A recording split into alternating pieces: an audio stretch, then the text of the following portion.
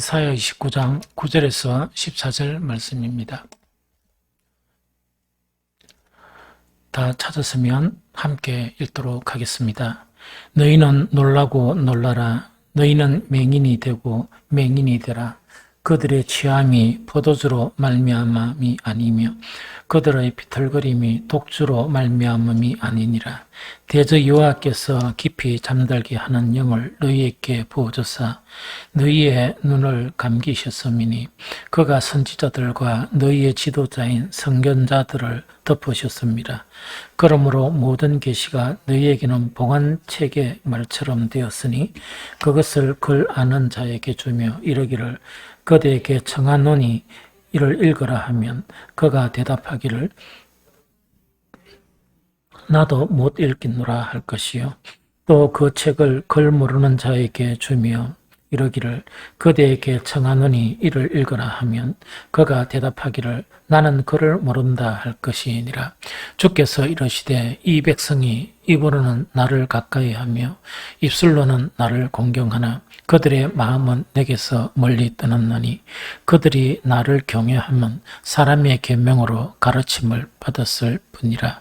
그러므로 내가 이 백성 중에 기이한 일 곧 기이하고 가장 기이한 일을 다시 행하리니 그들 중에서 지혜자의 지혜가 없어지고 명철자의 총명이 가려지리라. 아멘.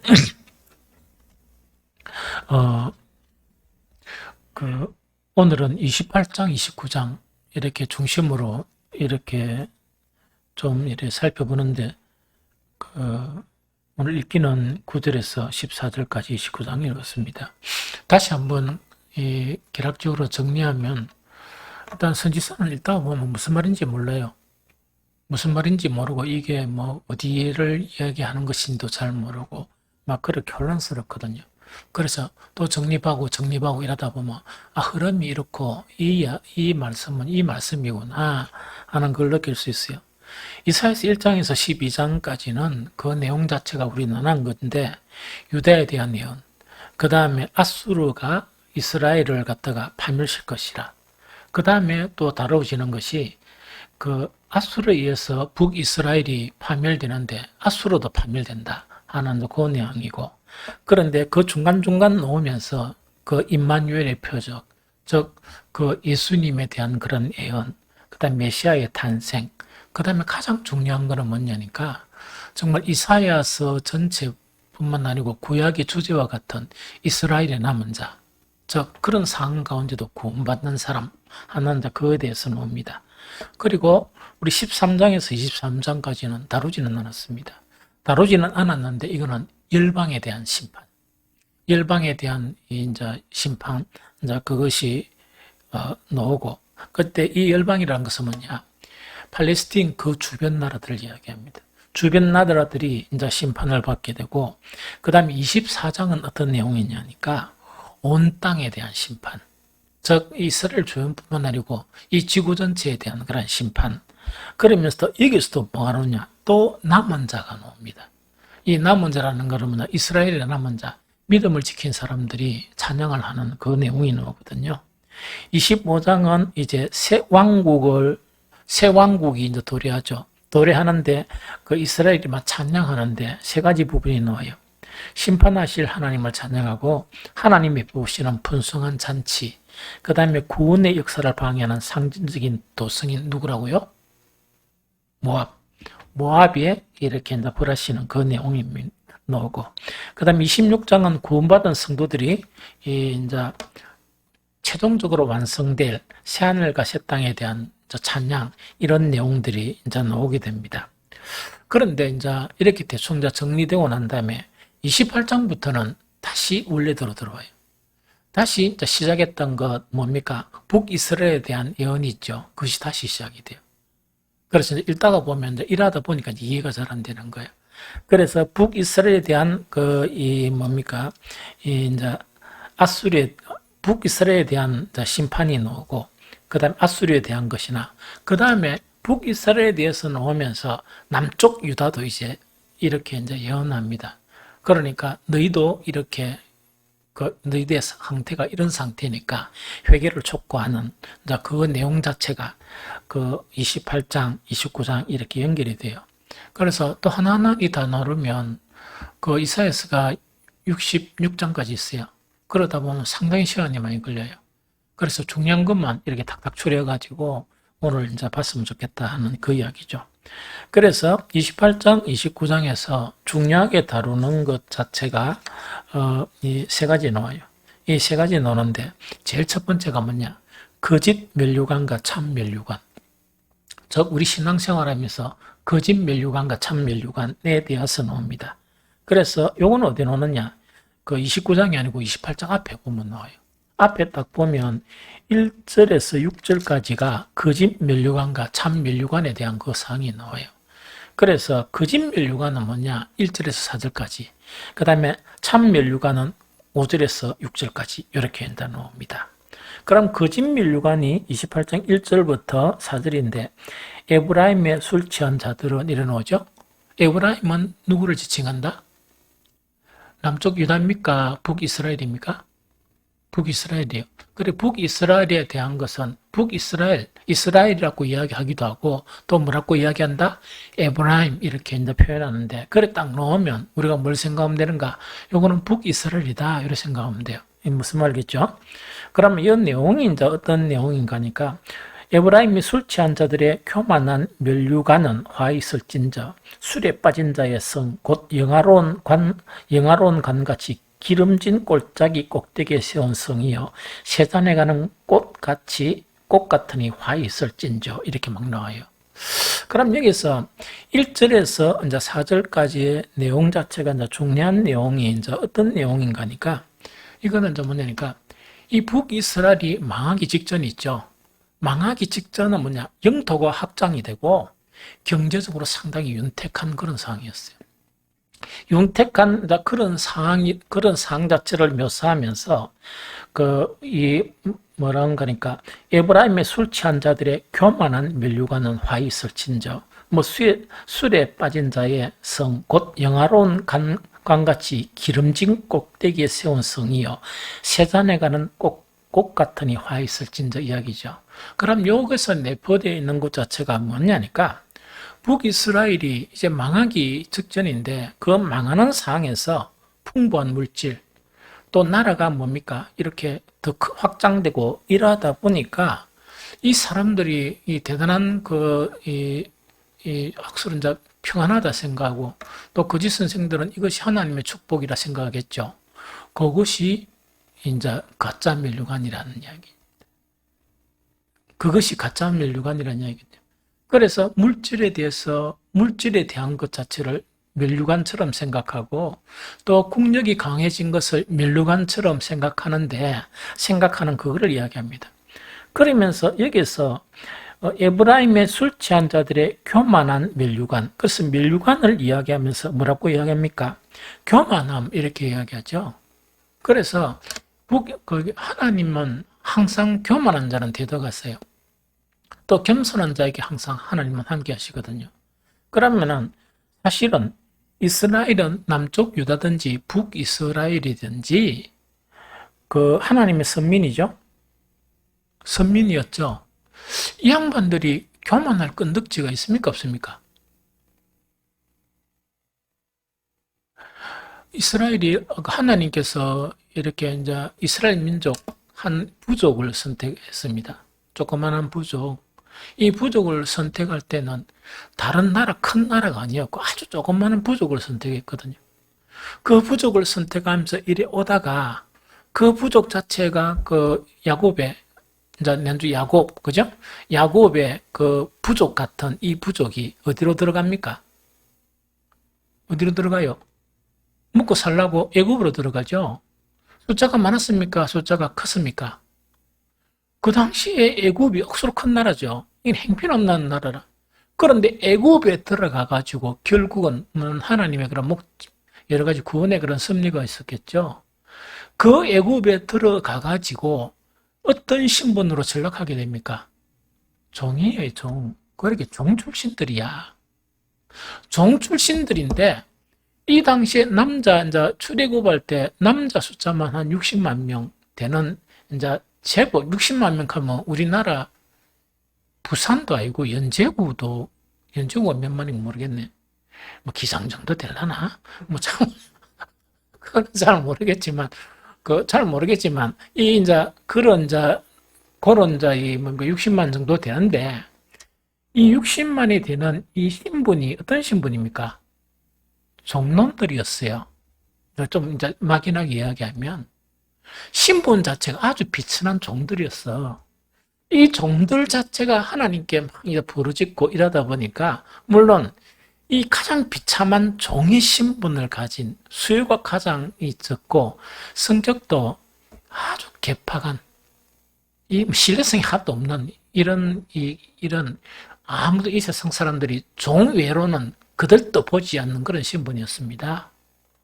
이런 신분을, 그 종의 신분을 끄집어내 가지고 적과 꿀이 흐르는 땅, 저거들이 한 번도 짓지 않는 집, 한 번도 가꾸지 않는 그런 것들을 또 맡겨주는 거야. 맡겨주는 거예요. 그러다가 왜 납니까? 남북이 이렇게 갈라져 버렸죠. 그러면 이 북이스라엘이 교만할 수 있는 근거가 있었습니까? 없었습니까? 없었죠.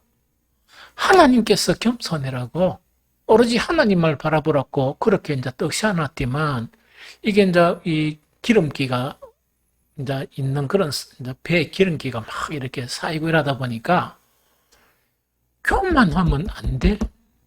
이 사람들이 교만하니까 하나님께서 또 보니까 처음부터 다 알고 계신데, 무슨 신분? 종놈.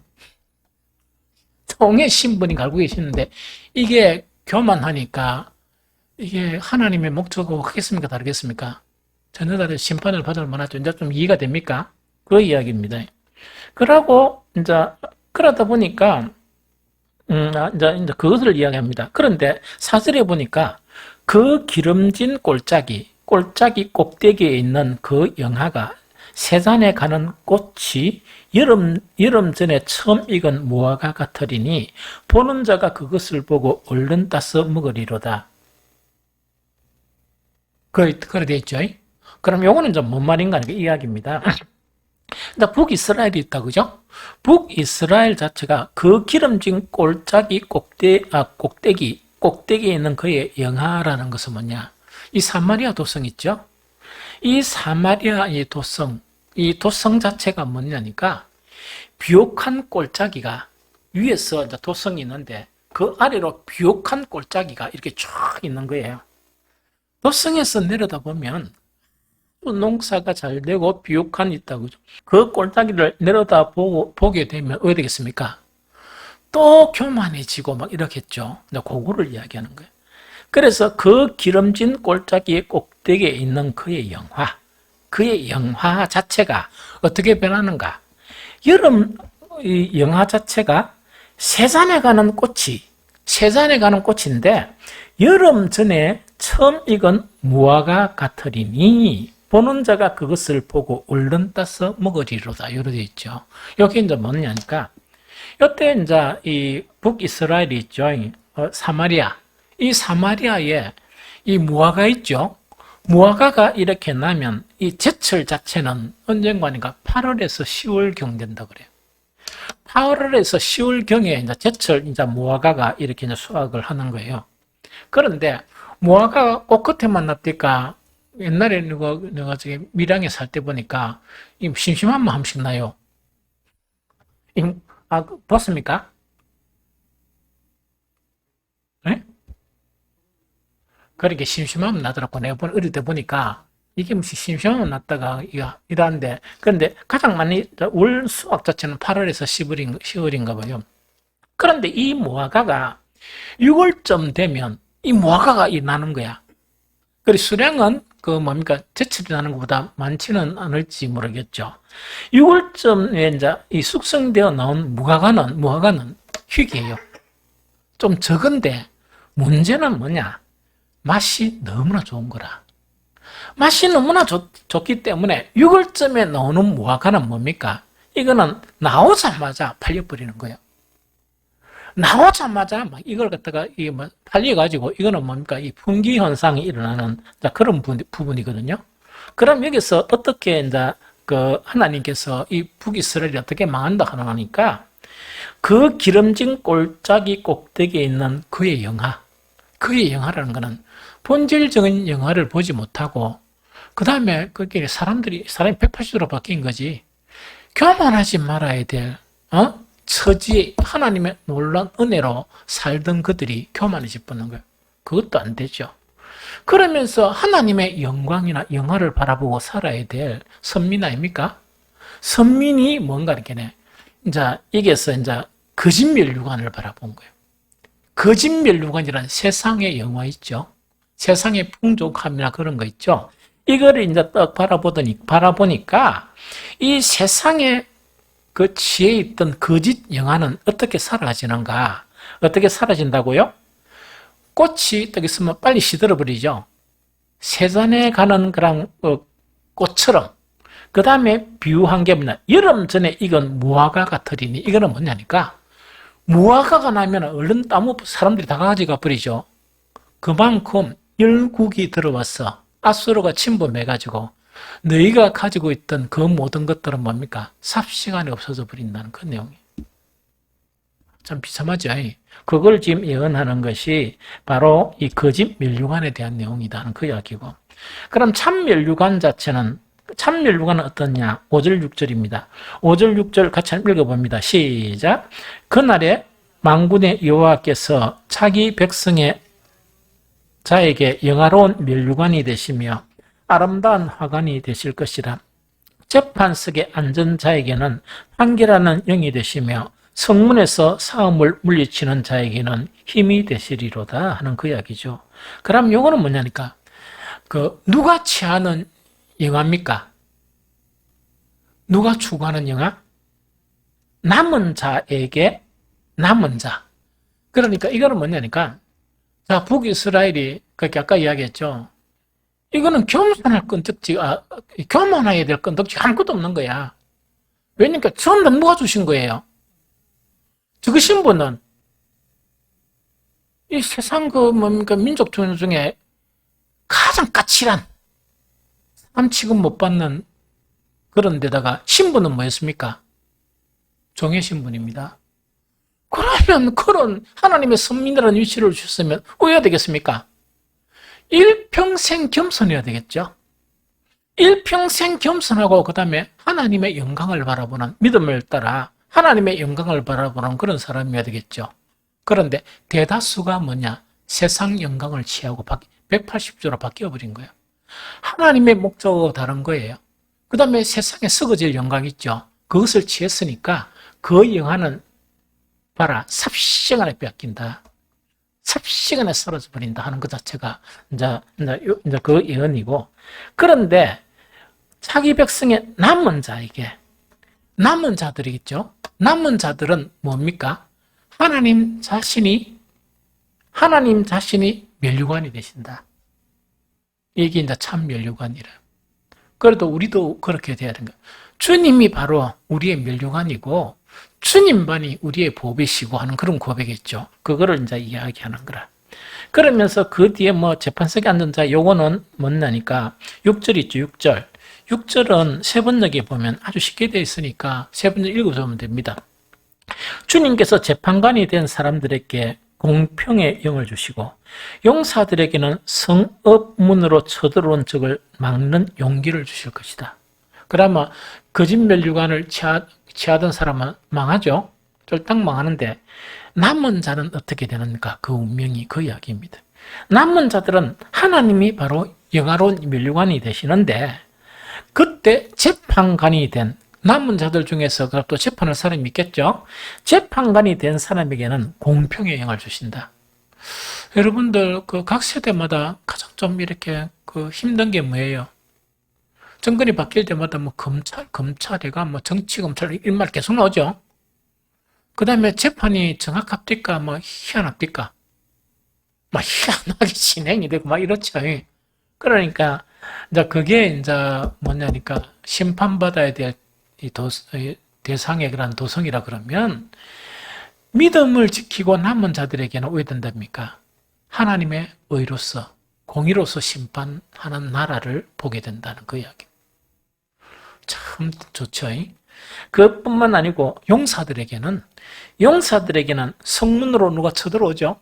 쳐들어오면 적을 막는 용기를 누가 주신다? 하나님 주신다. 하는 그 자체가 참 멸류관을 추구하는 사람들은 그렇게 될 것이다. 그걸 이야기합니다. 그 다음에 큰 두 번째로 유다의 임할 환란이에요. 이게 오늘 읽었던 그 29장 자체에 나옵니다. 29장에 나오는데, 자, 이것도 이제 한번 살펴보도록 합니다. 유다의 임할 그 환란이 있죠. 환란에 보면 우선 먼저 첫째로 29장 1절, 3절을 같이 읽어봅니다. 그 다는 볼 수 없습니다. 시간이 너무 없어가. 1절, 3절, 자, 시작. 슬프다 아리엘이여 아리엘이여 다윗의 진친 성읍이여 해마다 절기가 도려오르니와 내가 아리엘을 괴롭게 하리니 그가 슬퍼하고 애곡하며 내게 아리엘과 같이 되리라. 내가 너를 사면으로 둘러 진치며 너를 애워 대를 사 너를 치리니 이래 돼 있죠. 갑자기 이상한 단어가 나오죠. 혹시 성경 읽으면서 여기에 뭡니까? 아리엘이라는 걸 한번 읽어봤어요? 뭐 읽어본 사람도 있고 무슨 말인지 잘 모르겠죠. 한식 성경에는 그 희한한 이 단어가 나와요. 아리엘이 뭐냐 이거를 알아야 되거든요. 그런데 그 아무리 학자들이 연구해도 이게 정확하게 무슨 뜻인지 몰라요. 이 단어의 뜻을 몰라요. 이 단어의 뜻을 모르는데 그런데 여러 가지 이제 뭐 결정적인 한 두 가지 자체를 이래 추정을 하는데 그 본문을 읽어 가만히 보면 두 가지 것 중에서 이게 맞겠다. 이거를 이야기한다는 그 생각이 들어요. 그게 뭐냐니까 아리엘은 무엇을 의미하는가? 하나님의 번제단으로 추정돼요. 그러면 하나님의 번제단은 어디에 있습니까? 예루살렘에 있죠. 그러면 예루살렘을 지칭하는 말일 수도 있는데 실제적인 것은 뭡니까? 예루살렘 성 안에 있는 예루살렘 성전 안에 있는 뭐라고? 하나님의 번제단을 지칭한다 하는 그걸 이야기입니다. 이 무슨 말인지 알겠죠? 그래서 그걸 이해하면 이제 이래 사실이 이해가 된다는 이야기죠. 그러면은 이제 이래 가지고 읽어보면 이 뭐냐니까 슬프다 아리엘이여 아리엘이여 다윗이 진친 성읍이여. 다윗이 진친 성읍이라는 것 자체는 뭡니까? 다윗이 낸주는 완성하고 해가지고 그 개성을 이어가죠. 하는 그거를 이야기합니다. 성읍이요. 해마다 절기가 돌아오르니와. 이 표현 자체가 해마다 절기가 돌아오르니와 이래 돼 있죠. 아주 이 사무적인 그런 이야기다. 그죠? 이게 이제 어떤 의미인가 하니까 절기는 원래 신성합니까? 신성 안 합니까? 대단히 신성하죠. 그러면 요거는 이제 유다의 말 심판이라 그랬죠. 유다가 왜 심판을 당하는가? 어떤 심판을 당하는가 하는 것을 지금 이야기하는 거예요. 그러면 해마다 뭐가 돌아오르니와 절기가 돌아오르니와 하는 것은 뭐를 이야기하는가? 정말 이런 신성한 그런 절기가 돌아오지만은 사람들이 아주 신령하게 이렇게 정말 하나님 앞에 이렇게 드리는 그런 이 제사를 드리고 그래야 되겠죠? 그런데 이 형식적인 것을 이야기합니다. 형식적으로 주기를 반복하는 그것을 꼬집어 표현한 것이 뭐냐? 바로 이게 표현 자체가 해마다 절기가 돌아오르니와 이야기죠. 오늘날 이야기하면 뭐냐? 매주일은 돌아오르니와 이런 표현이라.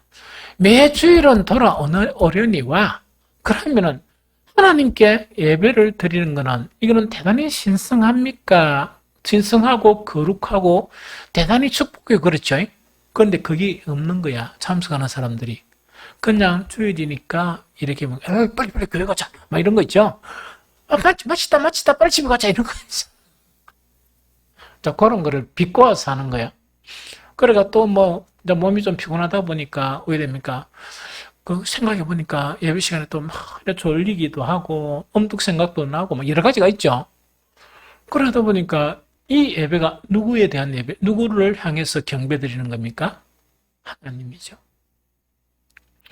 우리 청와대에 또 가가지고 초청받아가 떡 앉아가 이 대통령께서 이렇게 잘 오셨습니다 이러는데 앞에서 앉아가 하품 쭉 이러면서 눈을 지고 시각고 자고 있다 이러면 우리가 그래 못합니다.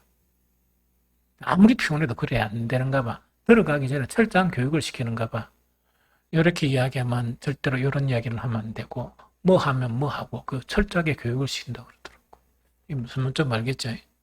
그러다 보니까 이제 이 이야기라. 그러면서 내가 아리엘을 괴롭게 하리니 그가 슬퍼하고 애곡하며 내게 아리엘과 같이 된 이게 이제 대단히 중요한 거거든요. 되리라. 그럼 3절부터 먼저 보면 내가 너를 사면으로 둘러 진치며 너를 애워 대를 사 너를 치리니 돼 있죠. 이거는 뭡니까? 앞으로 백수십 년 이후에 일어날 사건이야. 사건인데 이사야가 뭘 받느냐? 그 남쪽 예루살렘이 어떻게 망하는가 그걸 본 거예요. 그럼 여기서 어떻게 망하는 거니까 예루살렘 성 자체가 이렇게 견고하게 이제 지키고 있죠. 옛날 보면 다 알죠. 그런데 이 바벨론이 쳐들어와서 예루살렘 성만큼 뭐를 샀는가? 이 토성을 이렇게 샀는 거야. 그럼 같은 높이에서 들어가서 시험보면 할 수 있죠. 그거 지금 이야기합니다. 그래서 너를 사면으로 둘러 진치며 너를 애워 대를 산다는 것은 이 토성을 사는다는 이야기라. 그럼 토성을 같은 높이에서 사면 이렇게 들어가기 쉽습니까? 안 쉽습니까? 쉽죠. 그거 지금 이야기라. 무슨 말 그래? 이렇게 망하게 된다는 그 이야기인데 그런데 그 앞에 보니까 그가 슬퍼하고 애곡하며 내게 아리엘 같이 되리라. 이거는 무슨 말이냐? 아리엘 같이 된다는 것은 뭔가 너희가 형식적인 예배드리고 하나님을 무시하고 그렇게 남쪽 유다가 똑같다는 이야기라. 뭐 북이스라엘하고 좀 다르다 해도 이거 온통 형식적이고 그 하나님께 뭡니까? 막 전혀 어떤 진심을 느끼보지 못하는 또 정성을 느끼지 못하는 그런 만약에 예배를 드리다 보니까 너는 어떻게 되느냐? 여기서 아까 아르엘이 무엇을 의미한다? 하나님의 번제단이죠. 번제단은 뭡니까? 재물이 올라가면 불을 태워버리죠. 너가 번제단이 될 것이다. 아리엘이 된다는 건 너가 불태워 없어진다는 그 이야기. 너가 꼴이 뭔가니까 그래가 뭐 제사 드린다고 뜨거때가 이렇게 뭡니까? 불을 태워서 재물을 바치는 것처럼 너가 신세가 바로 불에 타 없어지는 재물처럼 그렇게 신세가 되어진다. 되게 무섭죠. 그래 되었습니다. 그래 되어본 거야. 말하기에는 100몇십 년 후에. 예, 무슨 말인지 알겠죠? 그러면서 오늘 한 가지만 딱 더 할 거는 뭐냐? 유다의 심판 원인이 뭐냐? 유다는 좀 괜찮다고 생각했는데 유다의 심판 원인이 뭐냐? 그게 오늘 본문이에요. 읽었던 본문이에요. 읽었던 본문인데 결정적인 주된 원인이 뭐냐? 이걸 알아야 되겠죠? 결정적인 주된 원인 자체가 29장 13절이에요. 이거는 내가 설교할 때 아마 한 수십 번 정도 인용을 했을 겁니다. 29장 13절. 29장 13절을 읽어봅니다. 다 같이 읽어봅니다. 시작. 주께서 이르시되 이 백성이 입으로는 나를 가까이하며 입술로는 나를 공경하나 그들의 마음은 내게서 멀리 떠난 날이 그들이 나를 경외하면 사람의 계명으로 가르침을 받았을 뿐이니라 이야기죠. 그럼 이거는 먼저 이야기다, 그죠? 우리가 믿는 하나님은 만군의 주요 하나님이죠. 우리 사람처럼 보면 안 되거든. 그래서 가장 지식이나 지혜의 가장 기초가 뭐냐? 하나님 경외하는 거예요. 근본.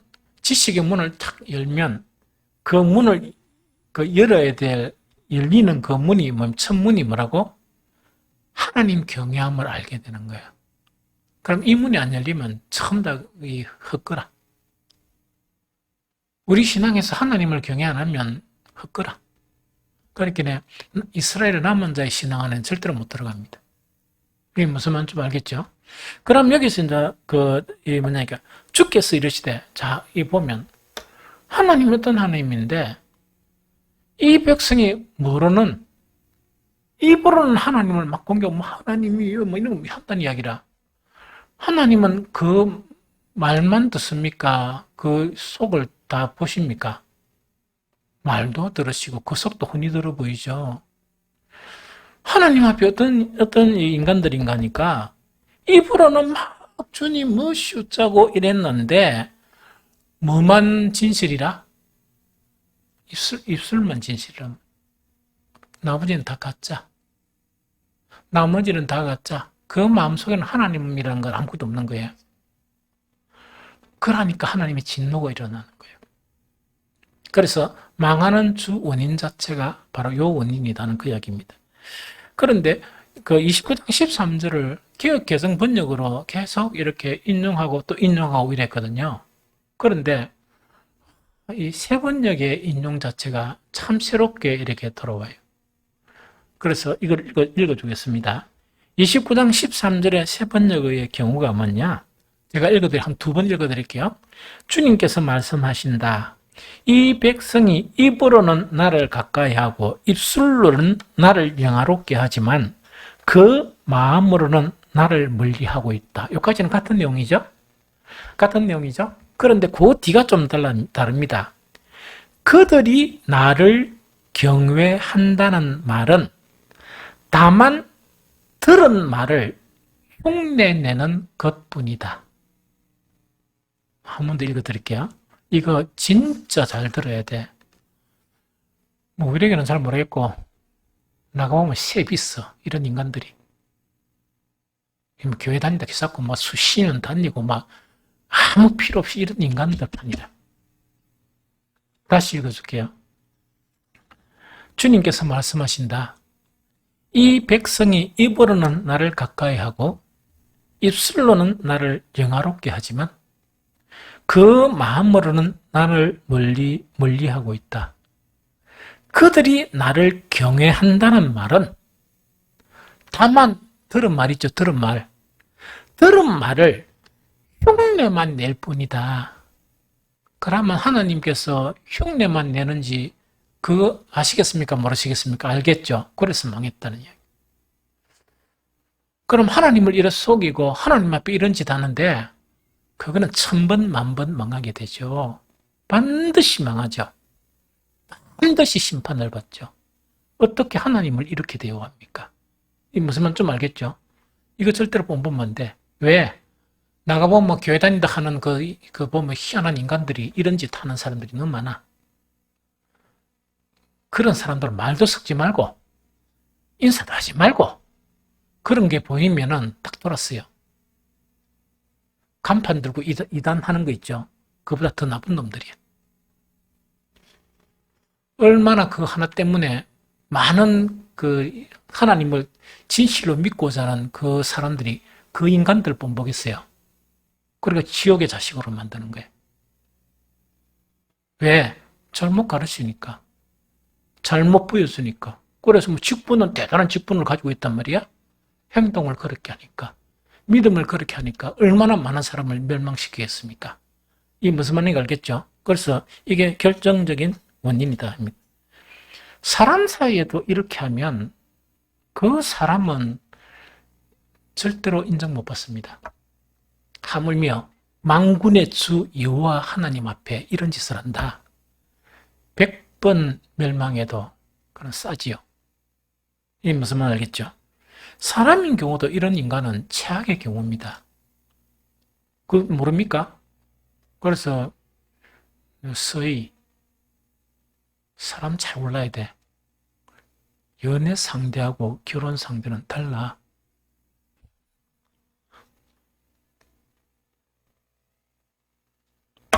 그냥 뭐 친구로 연애를 할 때는 재밌고 이런 사람이 좋아.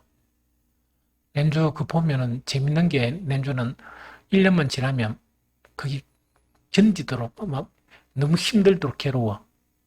왜? 껍데기 계속 보니까. 사람은 진득한 게 좋아. 진실한 사람. 무슨 말인지 알겠지? 그래서 그런 사람하고 살아야 되지. 무슨 말인지 알겠죠? 그래서 그러다 보니까 하나님께서는 벌로 어떤 벌을 주시는가? 10절, 12절을 한 읽어봅니다. 10절, 12절, 29장 10절, 12절, 10절에서 11절 읽어봅니다. 시작! 깊이 잠들게 하는 영을 너희에게 부어주사 너희의 눈을 감기셨으니 그가 선지자들과 너희의 지도자인 선견자들을 덮으셨습니다. 그러므로 모든 계시가 너희에게 봉한 책의 말처럼 되었으니 그것을 글 아는 자에게 주며 이르기를 그대에게 청하노니 이를 읽으라 하면 그가 대답하기를 그것이 봉해졌으니 나는 못 읽겠노라 할 것이요 또 저 책을 글 모르는 자에게 주며 이르기를 그대에게 청하노니 이를 읽으라 하면 그가 대답하기를 나는 글을 모른다 할 것이니라 하는 요 이야기라. 그럼 이거는 이제 뭐냐니까 쉽게 이야기하면 하나님께서 뭐냐 이렇게 잠드는 영을 보내주시는 거야. 그래서 영적으로 깊이 잠들게 만들어 버리는 거예요. 만들어 버리다 보니까 이거는 예언자가 예언의 구실을 합니까 못 합니까?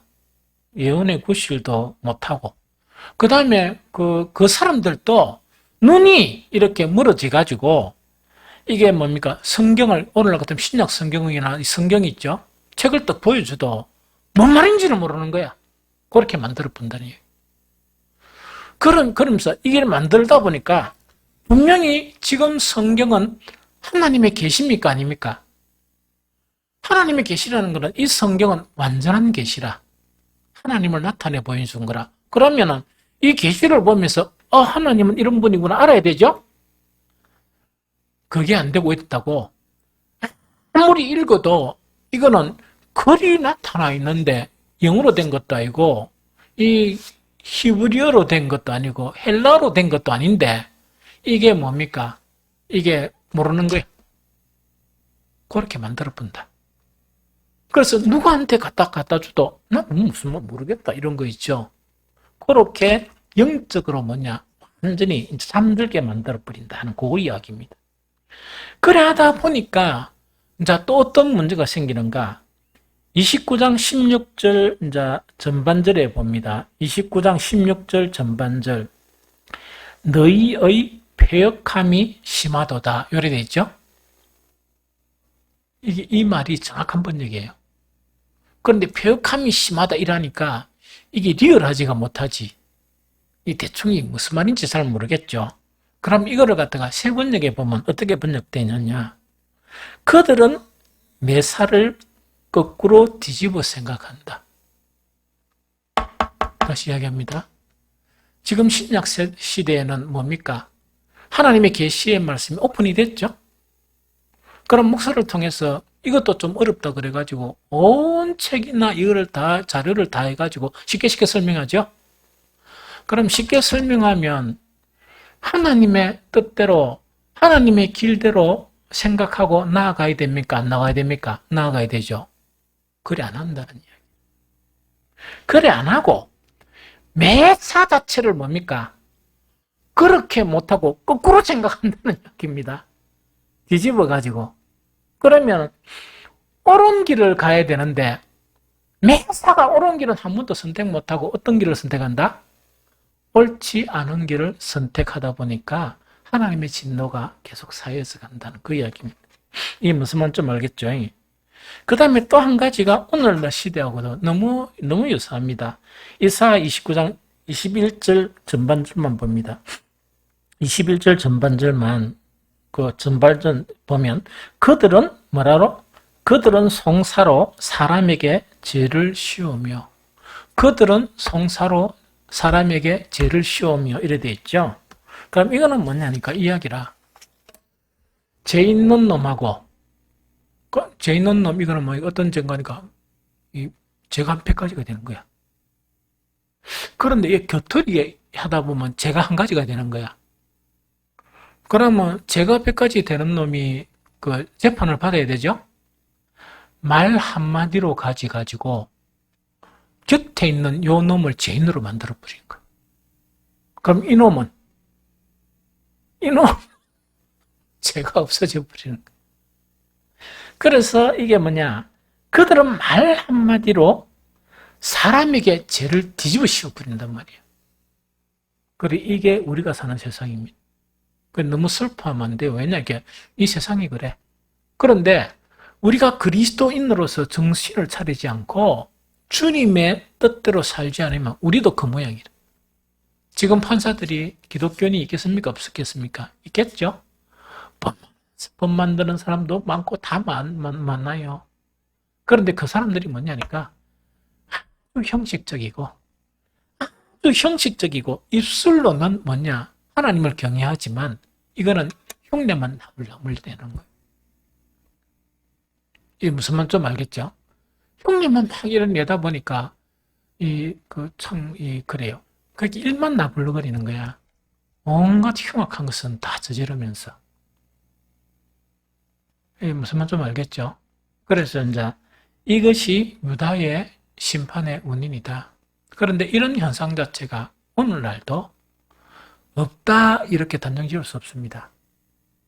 단정 못 짓습니다. 그래서 우리 계속 기도하는 게 뭡니까? 우리 성도들의 예배를 어떻게 해달라? 회복시켜달라. 이게 가장 관건이에요. 예배가 회복이 안 되면 하나님께 드리는 가장 기초적인 예배가 회복이 안 되는데 거짓으로 드리는데 하나님이 얼마나 혐오스럽겠어. 이 가짜 가지고 속에는 뭡니까? 그런 것으로 예배 드리는데 하나님이 얼마나 혐오스러워하겠어. 이 나라가 살라 그러면 이 땅의 교회가 예배만 바로 드리면 이 나라는 삽니다. 하나님 이 나라 살려주는 거는 금방 살립니다. 교회만 바로 쓰면 목사가 바로 쓰고 정말 이 중직자들이 바로 쓰면 뭐 해야 된다고요? 그 사람으로부터 예배가 이렇게 바로 드려지게 되면 이 나라 삽니다. 보릿고기가 있었던 이 나라가 정말 한강의 기적을 이룬 이 나라가 안 됐습니까? 하나님 그런 일을 하실 수 있어요. 그래서 오늘 이 말씀도 참 우리에게 정말 아주 중요한 그런 교훈의 그런 말씀이다 하는 그런 내용이죠.